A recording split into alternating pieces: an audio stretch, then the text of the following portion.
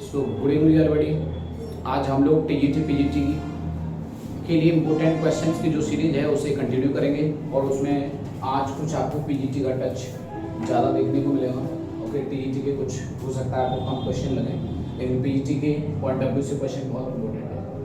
A poem which is composed to celebrate marriage, एक ऐसी poem जिसमें मैरिज को सेलिब्रेट किया जाता है, that is called एपिथालमिया।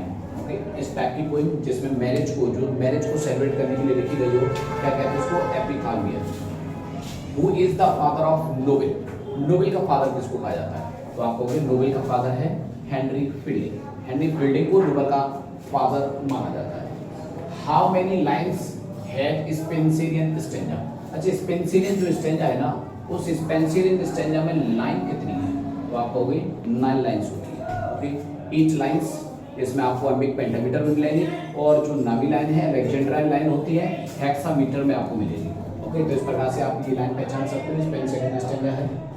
Next question है, हु वाज द फर्स्ट पट लॉरिएट, फर्स्ट पट लॉरिएट कौन था? तो आप कहोगे जॉन ड्राइडन। जॉन ड्राइडन को फर्स्ट पट लॉरिएट नियुक्त किया गया था। ऑफिशियल फर्स्ट पट लॉरिएट था, और ऑफिशियल तो बेन जॉनसन था। Which play of Charles Dickens, okay, is in autobiographical in nature? Charles Dickens का कौन सा ऐसा प्ले है, ओके, जो ऑटोबायोग्राफिकल है नेचर में? तो आप कहोगे डेविड कॉपरफील्ड। डेविड कॉपरफील्ड इसका यानी कि ऑटोबायोग्राफिकल है नेचर के अंदर। Which novel of Faulkner was earlier called Sartoris. Sartoris आप कहोगे फॉकनर का एक नोवेल है। इस सार्टोरिस को पहले अन्य किस नाम से देखो, which novel of Faulkner was earlier called Sartoris, यानी कि सार्टोरिस के नाम से जाना जाता था। तो आप कहोगे वो नोवेल है आपका Flags in the Dust. Ernest Hemingway got Nobel prize in, Ernest Hemingway को नोबेल प्राइज कब मिला था? तो आप कहोगे नोबेल प्राइज को मिला 1954। नोबेल प्राइज कई राइटरों को जो मिला हुआ है ना, वो आपको पता होना चाहिए। ओके, हेमिंगवे को भी नोबेल प्राइज मिला हुआ है। आप कहोगे फॉकनर, जिसके बारे में भी हमने बात की, तो फॉकनर को भी नोबेल प्राइज मिला हुआ है। ओके, फॉकनर को आप कहोगे नोबेल प्राइज का मिला, और 49 के अंदर। ओके, 1949 में फॉकनर को मिला, 1948 में टी.एस. इलियट को मिला था। ओके, और 1954 में आप कहोगे हेमिंगवे को मिला। Who wrote private life of an Indian Prince, अच्छा ये एक नोवेल है। Okay, private life of Indian Prince, ये नोवेल किसका है? तो आप कहोगे ये मुल्कराज आनंद का नोवेल है। नेक्स्ट क्वेश्चन है, Shakespeare's patriotic feelings are expressed in, अच्छा शेक्सपियर की पैट्रियोटिक फीलिंग को एक प्ले में दर्शाया गया है, तो वो प्ले कौन सा है? तो आप कहोगे हेनरी फिफ्थ। हेनरी फिफ्थ में कुछ पैट्रियोटिक फीलिंग्स भी देखने को मिलती है। हु रोट द पोएम, अच्छा ये पोएम है, आप कहोगे the dance of the eunuchs. Dance of the eunuchs, ये पोएम किसकी है? ये पोएम किसने लिखी है? तो आप कहोगे ये पोएम लिखी है कमला दास ने।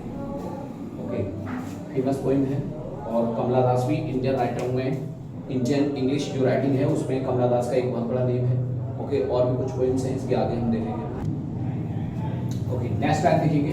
नेक्स्ट क्वेश्चन है, प्रोमेथियस अनबाउंड, अच्छा प्रोमेथियस अनबाउंड आप कहोगे एक प्ले है इसका, तो शैली का है, पी.वी. शैली ने लिखा।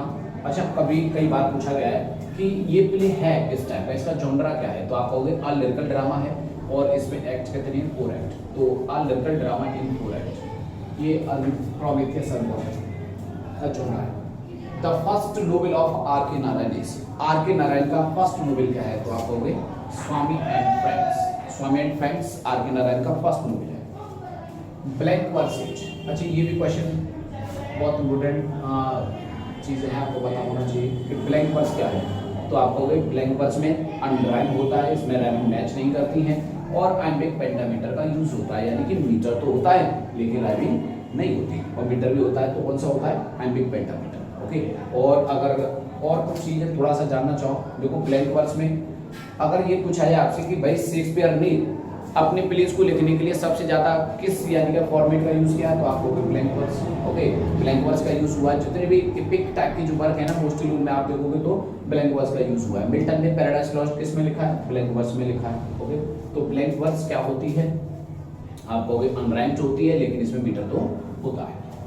South Sea House is a novel. अच्छा, ये एक साउथ सी हाउस, ये एक वर्क है, इज अ वर्क वाय, किसका वर्क है? तो आप कहोगे चार्ल्स लैम्ब का। ओके, तो ये चार्ल्स लैम्ब का एक वर्क है South Sea House. The title of Faulkner's novel, Faulkner का एक नोवेल है साउंड एंड फ्यूरी। तो साउंड एंड फ्यूरी जो टाइटल है फॉकनर के इस नोवेल का, ये कहाँ से लिया गया है? तो आप कहोगे ये लाइन जो है ना, साउंड एंड फ्यूरी कहाँ आती है? ये मैकबेथ के अंदर आती है। ओके, मैकबेथ में आती है एक लाइन। मैकबेथ में सुना हो कि life is a tale told by an idiot full of sound and fury signifying nothing. तो ये वहीं से ली गई है। How many days has Santiago passed without catching fish? Okay, तो how many days you know Santiago passed? Santiago आप कहोगे old man and the sea. Okay, Hemingway का एक नोवेल है जिसमें सैंटियागो जो है ना वो मछली पकड़ने जाता है, लेकिन कितने दिन हो जाते हैं उसे मछली नहीं पकड़ पाता। तो आप कहोगे 84 डेज, 84 डेज उसको गुजर जाते हैं। कमला दास कैन बी डिस्क्राइब्ड एज, आप कमला दास को किस कैटेगरी में रख सकते हो? तो आप कहोगे कमला दास को कन्फेशनल पोएट कहा जाता है। कन्फेशनल पोएट एक ऐसी पोएट जो आप कहोगे इसे कन्फेशनल पोएट कह सकते हैं। दूसरा इसको सिल्विया प्लेथ ऑफ इंडिया भी कहा जाता है। ओके, सिल्विया प्लेथ से इसकी तुलना की जाती है। ओके, अमेरिकन जो अमेरिकन थी। और आप कहोगे टेड हुक जो है, टेड हुक की बात हुआ करती थी सिल्विया प्लेथ। ओके, तो कन्फेशनल पोएट है। कन्फेशनल पोएट वो होते हैं जो अपनी हर किसी, आप कहोगे कि पोएट ऑफ बॉडी भी कहा जाते हैं। ओके, पोएट ऑफ बॉडी, तो इन्होंने अधिकांश जो लेख लिखे हैं वो अपनी बॉडी के ऊपर लिखे हुए हैं। ओके, और अपनी बॉडी की वो सब चीजों को इन्होंने क्या किया हुआ है? आप कहोगे कन्फेशन, कन्फेशन जानते हो, स्वीकार करना। एक ऐसे पोएट है, इन्होंने अपनी हर किसी बात को स्वीकार किया, माना है, उन बातों को लिखा है जिनको मुझे लग रहा है कि कोई व्यक्ति लोगों के सामने चर्चा भी नहीं कर सकता, लेकिन उन्होंने एक खुले शब्दों में उन शब्दों को लिखा हुआ है, इसलिए इनको कन्फेशनल पोएट कहा जाता है। What is the name of बाका सिस्टर? अच्छा, बाका एक मुल्कराज आनंद का आप कहोगे एक नोवेल है अनटचेबल्स। कब आया था? तो आप कहोगे 1935 में आया। अच्छा, इस यानी क्या है नोवेल के अंदर बाखा, लाखा, राखा, ओके, ये तीन यानी क्या है एक परिवार के सदस्य हैं। तो लाखा आप कहोगे हेड ऑफ द फैमिली, उसके दो बेटे थे बाखा और राखा। उनकी एक बेटी भी थी। पूछा जा रहा है कि उस लड़की का नाम क्या था जो बाखा की सिस्टर थी? तो आप कहोगे उसका नाम था सोहिनी। Who is called the Prince of Essay? Prince of Essay किसको कहा जाता है? तो आप कहोगे चार्ल्स लैम्ब को। तो Charles lamb is called Prince of essay. Next question है किट्स डाइड ऑफ, किट्स की डेथ हुई थी, किस प्रकार से हुई थी किट्स की डेथ? तो आप कहोगे किट्स की डेथ हुई थी कंसेप्शन के कारण। कंसेप्शन का मतलब आप कह सकते हो ट्यूबरकुलोसिस, जिसे तुम लोग टीबी कहते हैं। ओके, तो उसके कारण यानी क्या है जॉन कीट की डेथ हुई। और कीट की डेथ में आप देखोगे तो कीट की डेथ बहुत ही कम उम्र में हुई थी। ओके, और कीट की फैमिली में कंसेप्शन का रोग लगा हुआ था। इसकी फैमिली में आपको इसका जो भाई था ना, कीट का जो भाई है, तो वो भी कंसेप्शन के कारण उसकी भी डेथ हुई। कीट की माँ की भी डेथ उसी के कारण हुई। हाँ, इसके फादर की डेथ आप कहोगे कंसेप्शन से नहीं हुई थी। फादर तो इसके क्या थे, अगर पूछा जाए कि इसके फादर का प्रोफेशन क्या था, तो वो एक स्टेबल कीपर हुआ करते थे। स्टेबल कीपर हुआ करते थे और एक दिन यानी क्या घोड़सवारी करते करते वो घोड़े से नीचे गिर गए और उनकी आप कहोगे सिर में एक फ्रैक्चर हो गया, जिसके कारण उनकी डेथ हुई थी। लेकिन अधिकांश इसके फैमिली मेंबर्स जो थे ना, वो कंसेप्शन के कारण उनकी डेथ हुई। तो ये कुछ इंपॉर्टेंट यानी क्वेश्चंस हैं, आप इन्हें प्रिपेयर करें, तैयार करें। ये मैं उम्मीद करता हूँ कि ये क्वेश्चन आपको एग्जाम में जरूर